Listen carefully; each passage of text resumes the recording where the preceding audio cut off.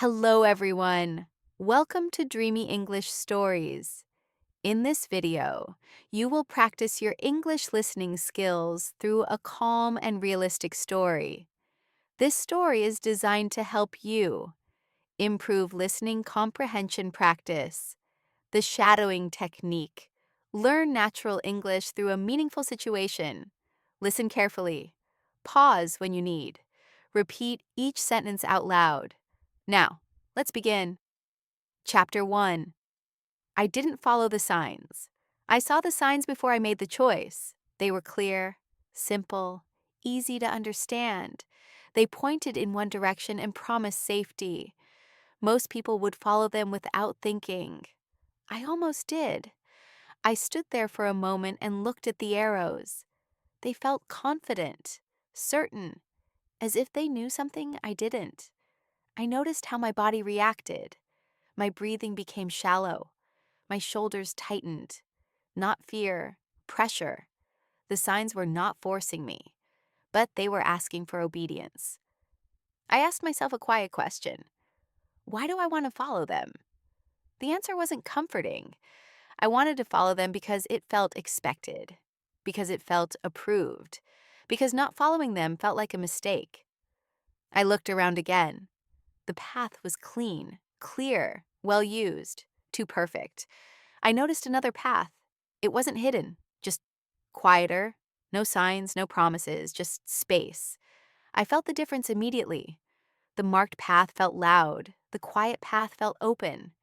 I remember something important. Signs are made by people. People guess, people assume, people simplify. That doesn't make signs wrong, but it doesn't make them right either. I stayed where I was and took a slow breath. In, out. I didn't want to rebel. I didn't want to prove anything. I just wanted to choose honestly. I imagined myself following the signs. The picture felt heavy. Then I imagined myself not following them. The picture felt calm. That contrast mattered. I noticed how easy it was to confuse guidance with control. Signs guide everyone the same way, but people are not the same. I wasn't lost. I wasn't confused. I was simply deciding. I waited longer than felt comfortable. Silence stretched. No one was watching. No one was judging. That helped. The signs didn't change. They stayed confident. Still pointing, still sure. But my decision was changing, slowly, quietly. I realized something important. Following signs feels safe because responsibility feels lighter. If something goes wrong, you follow the rules. Not following them means responsibility stays with you. That scared me a little, but it also felt honest. I didn't turn away dramatically. I didn't make a strong gesture. I simply stepped aside. The quiet path felt different under my feet. Less certain, but more real. I moved slowly, not because I was afraid, but because I was present. The signs stayed behind me, still pointing, still confident. I didn't feel brave. I felt attentive. I didn't know where the path would lead, but I knew why I chose it.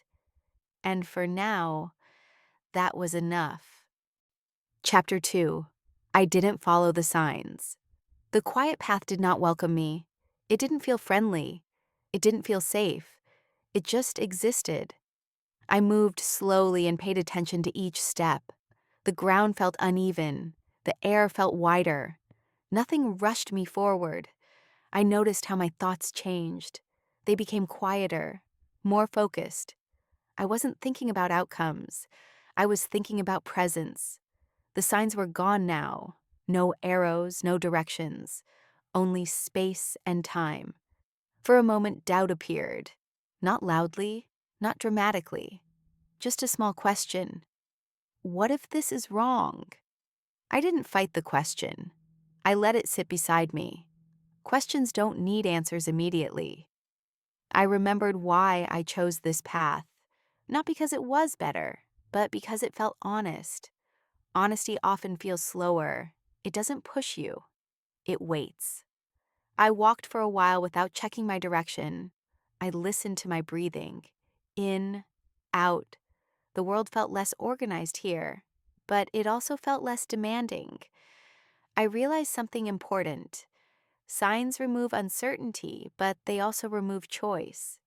Choice feels heavier, but it belongs to you. I stopped again and looked back. I couldn't see the signs anymore. That surprised me. For a moment, I felt exposed. Not lost, exposed. I thought about how often we follow directions just to feel protected. Protected from blame, protected from regret. But protection can become a habit, and habits can become limits. I stood still and noticed how calm returned, not because I was sure, but because I accepted uncertainty.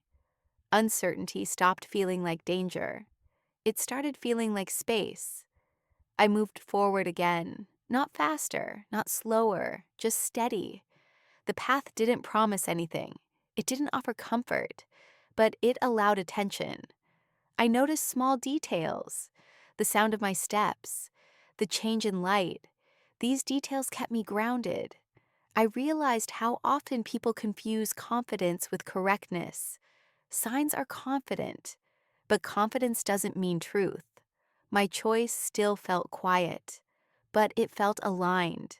Time passed differently here, not measured, not counted, just felt. I noticed something unexpected. I wasn't thinking about the signs anymore. They had lost their power, not because they were wrong, but because they were no longer relevant. Eventually, the quiet path opened, not into something dramatic, just into clarity. I didn't reach a destination. I reached understanding. Understanding that choices don't need permission. They need awareness. I learned that following signs can be helpful, but trusting yourself can be essential. I didn't feel proud. I didn't feel victorious. I felt calm, and calm felt right. I understood something clearly. The right path is not always marked. Sometimes it appears only after you choose it. Final reflection. Following signs feels safe.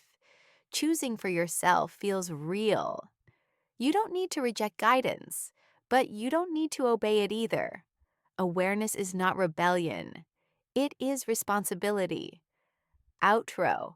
Listening practice and CT. A. Now listen to the story again. Pause after each sentence and repeat it out loud using the shadowing technique. This will help you improve English listening skills, speak more naturally, build confidence with real English. Tell me in the comments, have you ever chosen not to follow the signs?